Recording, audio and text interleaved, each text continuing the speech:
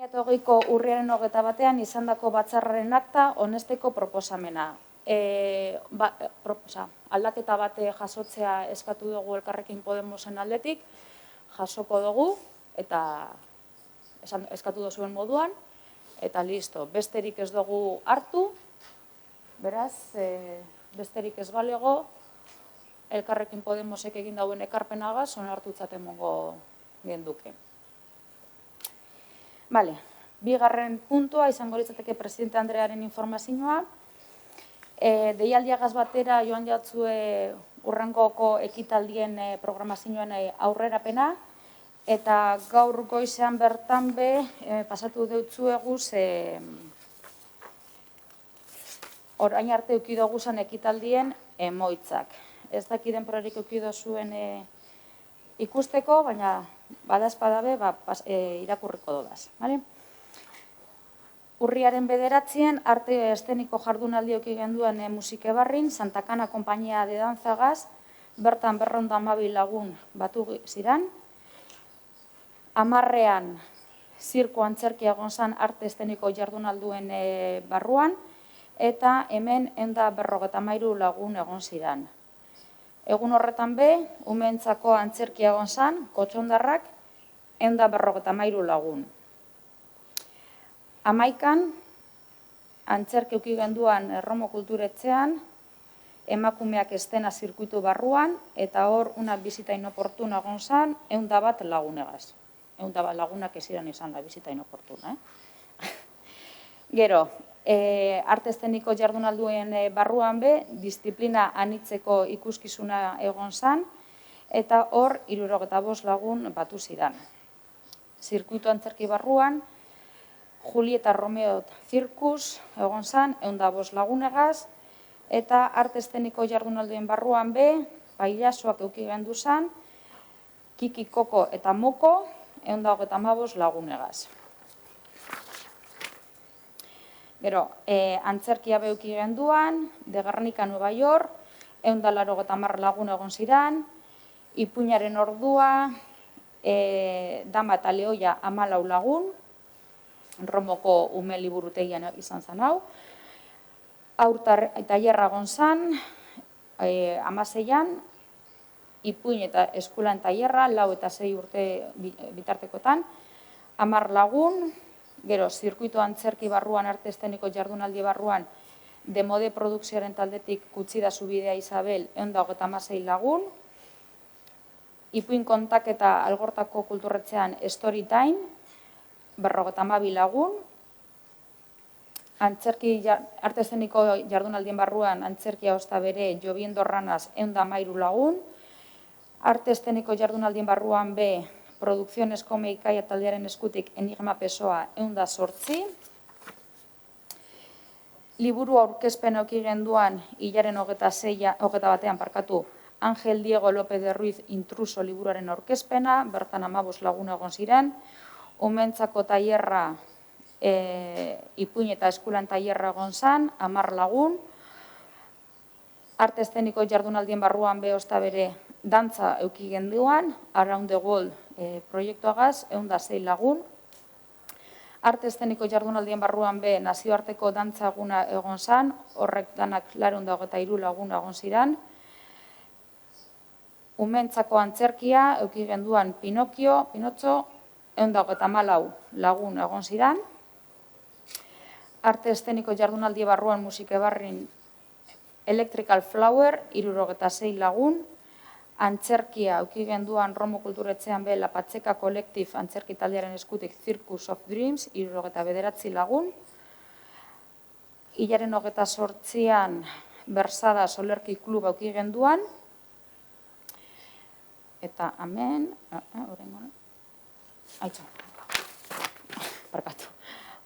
Bersadatan 5 lagun egon ziran. 31an euki genduan Tributoa Koko, 383 lagun egon ziran. Eta gero, azaroan sartuko ginakeia, eta batean, zinema txiki gazasi ginen, umeentzako zinemagaz, 13 lagun egon ziran.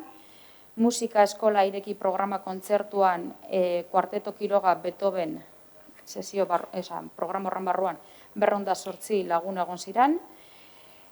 Antzerki auki genduan emakumeak estenan errekaen totum antzerki taldearen eskutik El Rescate, 69 lagun.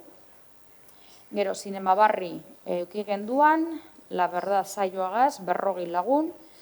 Zinekluba, Aretako Andres Isasi Musika Eskolan, Bida Okulta, eta honetan ez daukagu datua jasota ikusten dudanagaitik, barkatu, pasako dugu. Getxoarte barruan, artista bat auzoan eduki dugu Romo Kulturetxean, 13 urtetik gorakoentzako, dantza ezagutza izatea ez da beharrezkoa, eta sarrera edukiera bete arte egon zen. Zinema Txiki Musike Barrin, Wolf, Pequeño Gran Lobo, 39 ume egon ziren, guraso behar badabe bai. Eta igandeko aur zineman, Zapatos Rojos y los 7 Trolls, 28 lagun.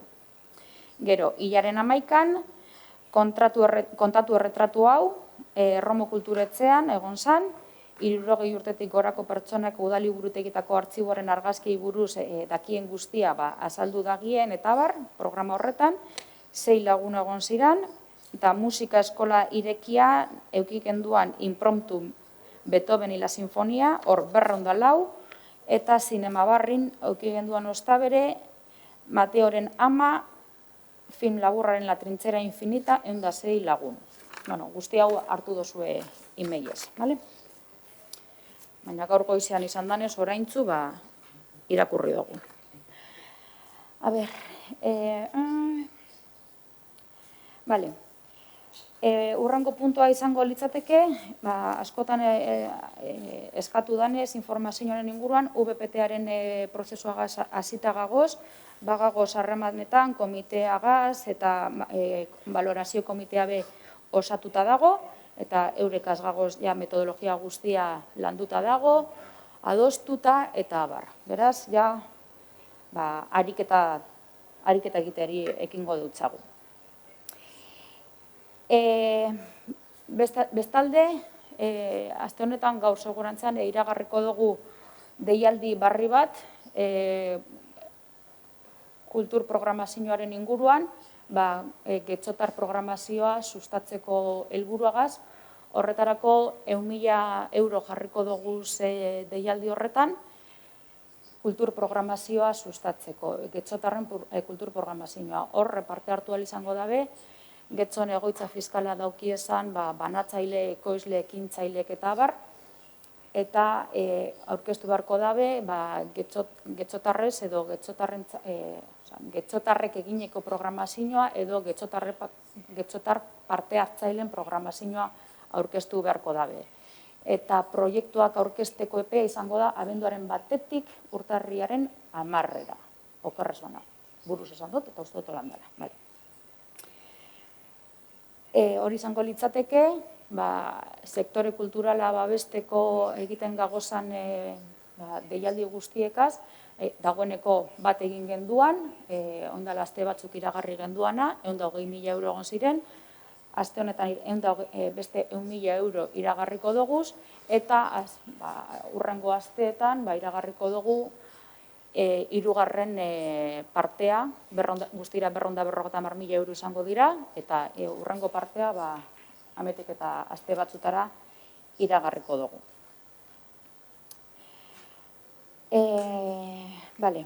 Gero, bestalde, Organización y Cuentas Batzordean adostu zan, bai Gonzalo, esan.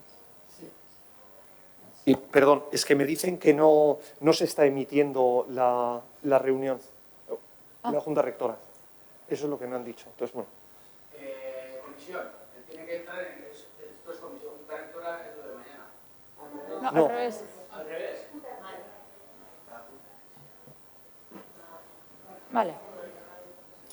Bale, jarraituko dugu.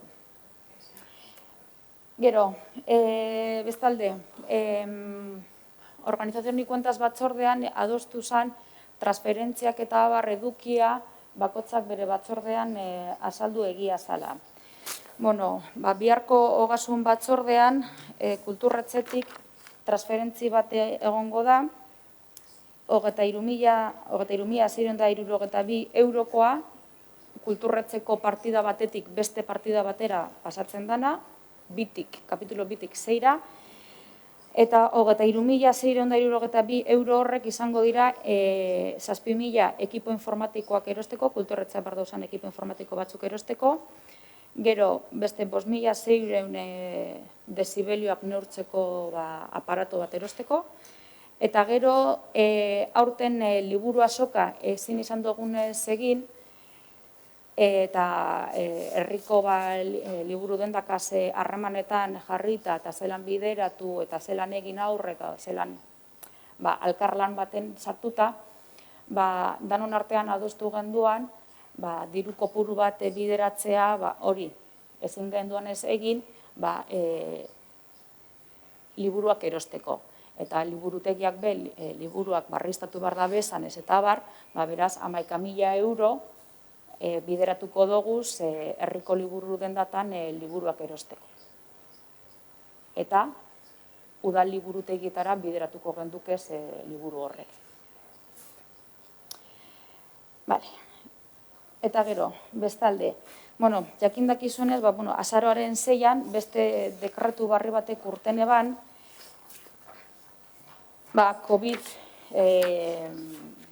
COVID neurriak ezarriz, ordutegiak murriztuz, gauza batzuk baimentzen, beste batzuk debekatzen, eta bar. Orduan, hainbat eta hainbat programazio egokitu barri izan doguz, bai ordutegietan, eta beste batzuk, ostera, eurek promotoreak edo artistek eure, bertan bere itzi duzkuez, baina beste batzuk egin izan duguna izan da, ordutegia adostu eta egokitu gabeko bederatzietan areto kultural guztiak sarratuta egon daitezan. Horrek ekarri deusku hau esaten dutzu ez, igual behar bada entzungo zenduelako zeo zer, Andres Izazi normalean zinekluba eta barra egiten genduan. Hor arazo bat euki genduan,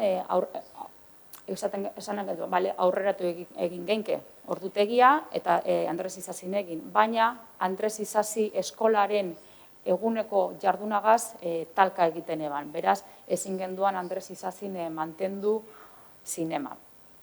Orduan, ikusi genduan, helburua zan ez kantzelatzea zinekluba eta are eta Romo inguruan mantendu izatea programazioa. Ez genduan dana algortara ekarri gura, getxo osoan, gitzi gura bera programazioa aldan einean mantendu daitela eta bar. Eta orduan ikusi genduan RKE leku bat izan aldara. Egia da, arazo batzuk sortatu dauzela, arazo teknikoak, aretoaren egokitasunaren inguruan, zineklubaren arduradunagaz edo voluntarioagaz berbatan egon gara.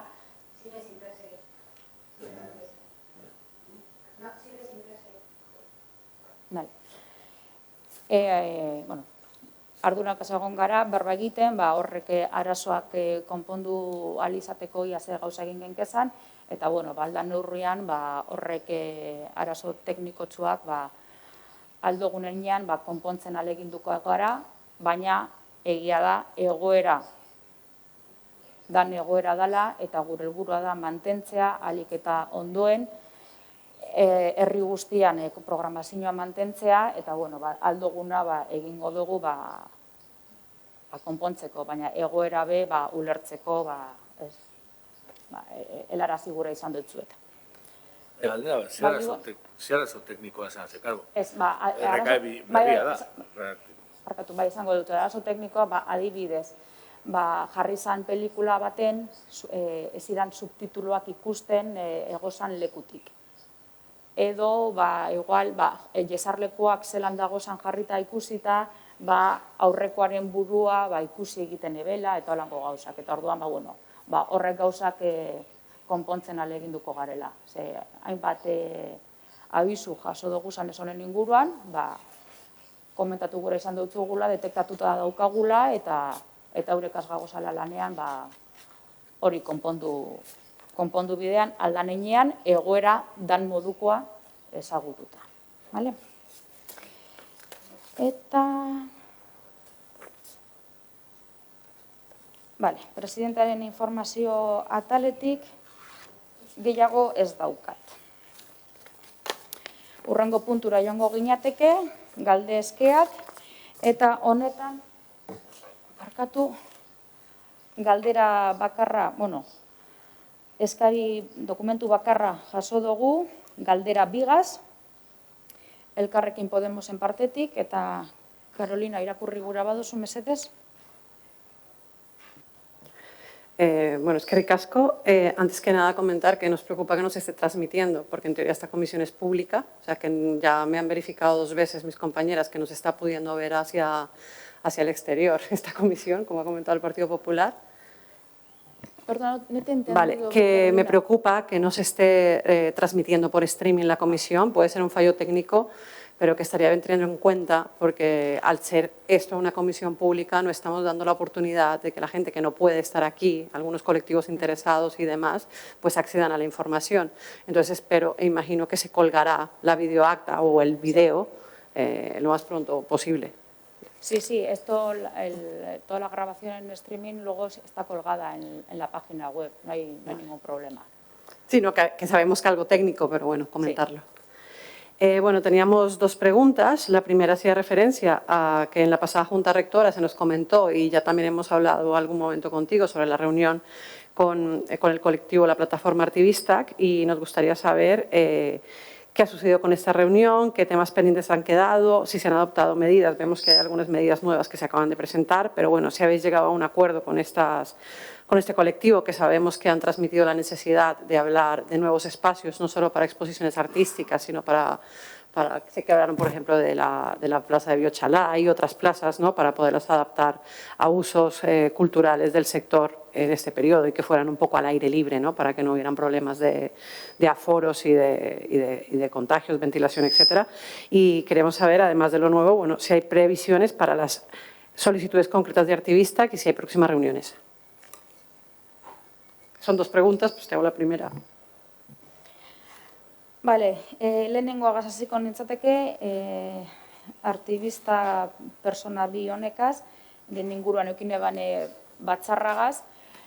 Eurekaz egon ginean berbetan aretoen inguruan, esposaketa aretoen inguruan, eta azaldu jaken zein zan egoera, eta berbetan egon ginen ia zelan hobetu leiteken egoera. Egoera saldu jaken, ez dela munduko egoerarik onena, baina ahaleginduko ginela gauzak egiten, eta inkluso RKeko aretoa zelan hobetu ikusi. Orduan, eurekaz egon gara berbetan, eta, ikusi dugu eta aztertzen gago zeurak eginiko proposamenak eta zelan gauzatu daiteke zan, eta hala ere, eurak esan geratu ziren, ekarpenak helaraziko ebezala, eta imaginatzen dut, horretan dago zala ideiak emon gura da bezala, eta orokorrean, eta ez jabakarrik areton inguruan, baizik eta arte plastiko audiovisualen eta barren inguruko ekarpenak egingo da bezala, eta edonok egiten dauen moduan, ekarpen guztiak aztertu egiten dira, eta alba dira egin, eta zin badira ez egin, edo igual epe labur baten ezin dira egin, baina epe ertain batera eta aztertuko zala dana. Hori Artibisten inguruan. Eta gero, ayuda sala kultura atalaren inguruan, jakindakizue bere sasoian, konfinamendu sasoian edo konfinamendutik urtetan hasi ginenean, komunikatzen joan ginen, zer egon garan egiten, eta adibidez, konfinamendu sasoian dagoeneko hasi ginen Getzoko balkoiak lehiaketa egiten, hor 6.000 euro jarri ziren lehian, esan dagigun, 600 euroko saria emoteko bakotzan bere balkoian egiten hauen ekimenaren inguruan, sarituei 600 euro emoteko. Eta gero horren ostean, sarituek ekimen euren agerraldia edo euren espektakuloa musike barrin egin eben. Gero, konfinamendu sasoian be, herriko artistei Getxo Arte programaren barruan egin genduana izan zen, Getxo Arte mantendu bidean, apur bat birziklatu egin zen egoerara egokituta eta artista bat auzoan programa sortu zen, eta hor sare sozialen bitartez artista bakotzak zer egiten dauan, eta azaltzen eban sare sozialen bitartez. Eta orain beste bigarren fase baten dago, eta ja artista honek egiten dabena da, euren lantokia, zelan egiten daben lan eta erakutsi egiten dabe. Eta horretarako, Getxo Arte programaren barruan, hor dago ekimena artista bat auzoan azpitituluagaz.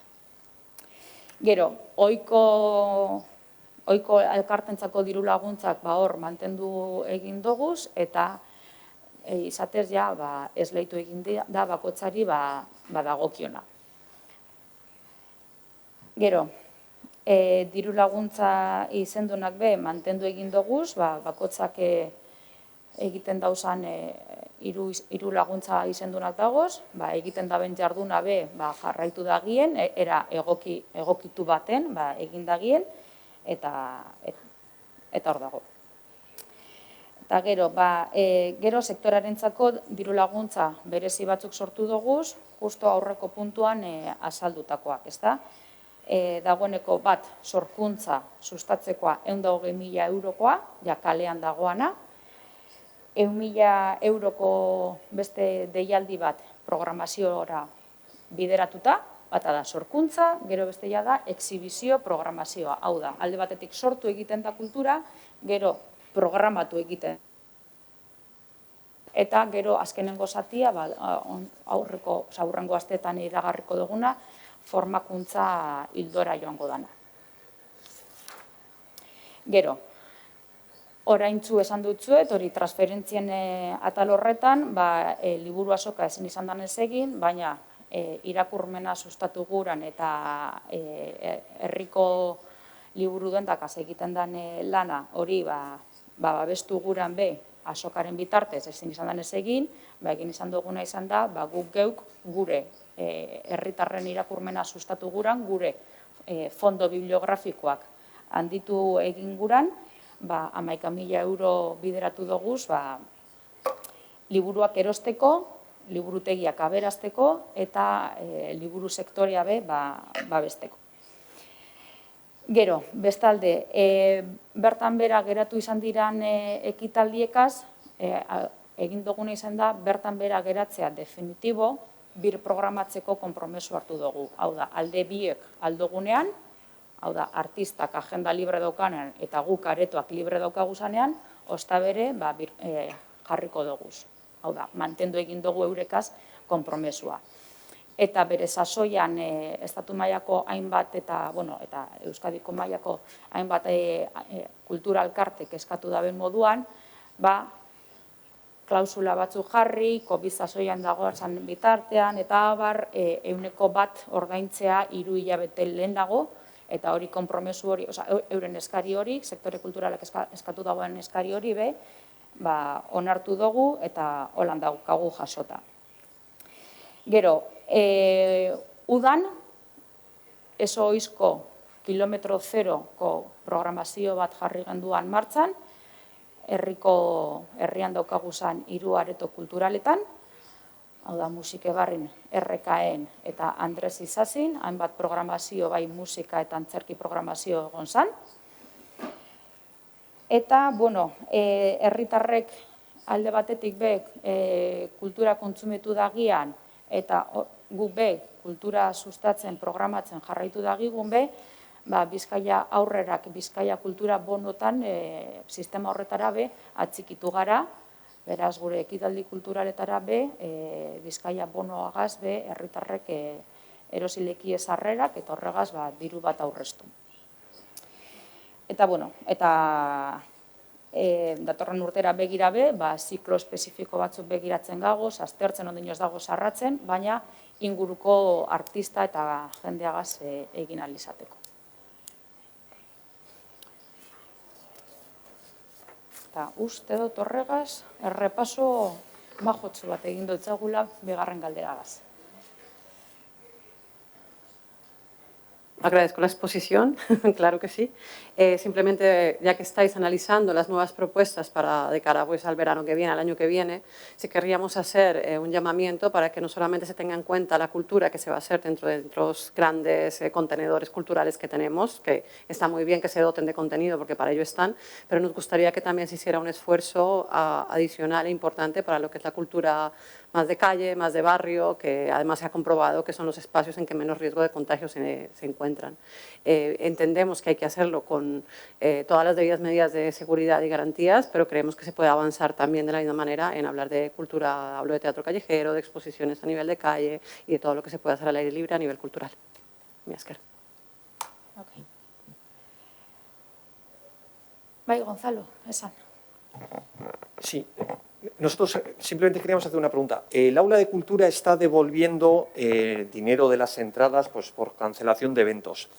Hay un Real Decreto Ley que se aprobó, creo que es el 11/2020, que decía que cuando estando en estado de alarma, aparte de devolución de entradas, se podían hacer bonos para, pues eso, para, por ejemplo, eventos culturales. ¿El Aula de Cultura o el Ayuntamiento ha contemplado esa opción? Hombre, a ver, aquí creo que ya necesito un poco de apoyo técnico por procedimiento, etcétera. Garbiketa punto bategaitik, garbiketa edo gardentasun edo uste dugu hobeto dela jendeari dirua bueltatzea. Ez dakit hori galdetu egin beharko geunke, diru hori birmoldatu daiteken bonoa futuro baterako. Hori ez dakit egin aldan edo... Ez dakit zelan ikuste. Bai. Bueno, momentuz ez dugu aztertu, gehien bat jendeak erreklamatzen ari dana da diru itzulketa, ez? Bonoena planteatu daiteke eta aztertu ez dago arazorik, baina ikusi beharko dugu. Momentu arte ez dugu mai gainean ipini, okera hori.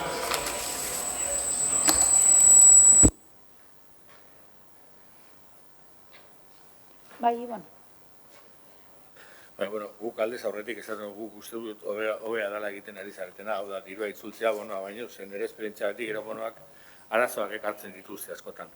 Gu beste bi galdera dauzkagu, bat bi atalekin, bata nola dago kultur zuzendariaren edo zuzendari edo gerentearen hautaketa prozesua, zein puntutan dago, eta gero hortaz aparte, heldu zaigu eta egia zateko ez dakit izango den gure gaitasun faltagatik edo zaila dagoelako, heldu zaigu beste kontratazio batean ari dela kulturretzea, ez dakigu egia den edo ez, orduan horren inguruan galdetzen dugu, zuzendari teknikoarena alegia, eta kontratazio horretako baldintza zeintzu diren, eta euskara ez dela eskatzen, hori heldu zaigu, baina guk topatu ditugun gauza bakarrak dira 2018 urtekoak, orduan horregatik galdetzen dugun, aberre dagoen edo ez dagoen edo...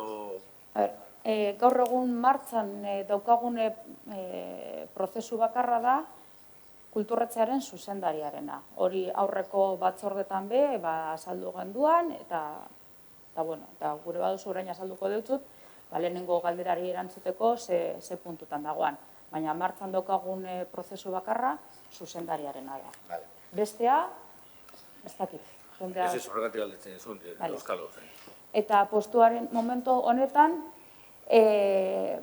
izan da hautagaiak aurkeztu dira, onartu eta ez onartuen zerrenda eginda, eta orain momentu honetan onartuek euren, onartua, momentu honetan bere memoria egiten dagoalakoan egongo naz, imaginatzen du memoria egiten dagoala, eta gero epe bat dauka, usteot abenduaren lehenengo astera arte, usteot da, ez da, abenduak 2 edo 3 arte edo lehenengo astean, dauka epea memoria aurkezteko, eta behin memoria aurkezten danean, memoria hori tribunalari helarazo egingo jako, eta gero tribunala konbokatu memoriaren horren defentsa egin dagian.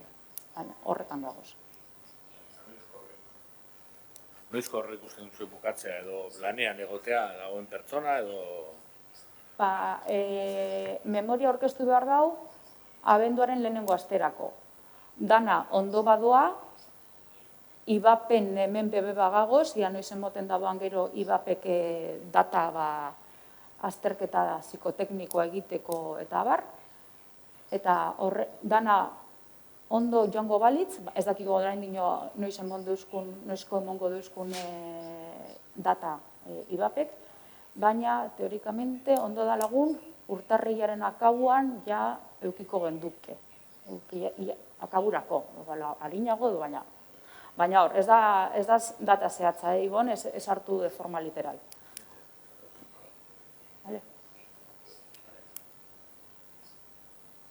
Besterik ez balego, amaitutzat emongo genduke gaurko batzordea.